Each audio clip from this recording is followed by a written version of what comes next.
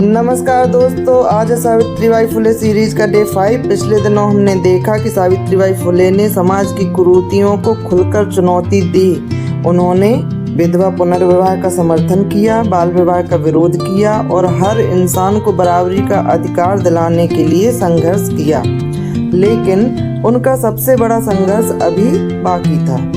उस समय समाज में विधवा महिलाओं की स्थिति बेहद दर्दनाक थी। उनका शोषण किया जाता था, उन्हें अपमानित किया जाता था और अगर किसी विधवा से किसी कारणवश संतान हो जाती तो समाज के डर से कई महिलाएं या तो अपनी जान दे देती थीं या मजबूर होकर अपने नवजात शिशु को छोड़कर चली जाती थीं। सावित्रीबाई इस पीड़ा को देखकर चुप नहीं बैठी। उन्होंने साल 1863 में अपने ही घर में बाल हत्या प्रतिबंधक गृह की स्थापना की। यह सिर्फ एक आश्रय नहीं था, बल्कि उन बेबस महिलाओं और उनके मासूम बच्चों के लिए उम्मीद की एक नई किरण था। यहाँ उन्हें सुरक्षा, सम्मान और एक नई जिंदगी का अवसर मिलता था।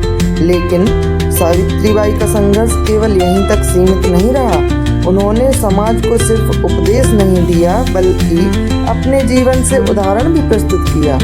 उन्होंने एक ब्राह्मण विधवा के नवजात पुत्र यशवंत को गोद लिया, उसे अपने बेटे की तरह प्यार दिया, पढ़ाया, लिखाया और आगे चलकर उसे एक सफल डॉक्टर बनाया। यह साबित करता है कि सावित्रीबाई के लिए इंसानियत किसी जाति, धर्म या ऊंच नीच से कहीं ऊपर थी। वे केवल एक शिक्षिका नहीं थी, वे उन असहाय महिलाओं की माँ थीं, उन अनाथ बच्चों की उम्मीद थीं और पूरे समाज के लिए करुणा, साहस और मानवता की जीवित मिसाल थी। कल मिलेंगे सावित्रीबाई फुले के जीवन के एक और प्रेरणादायक अध्याय के साथ।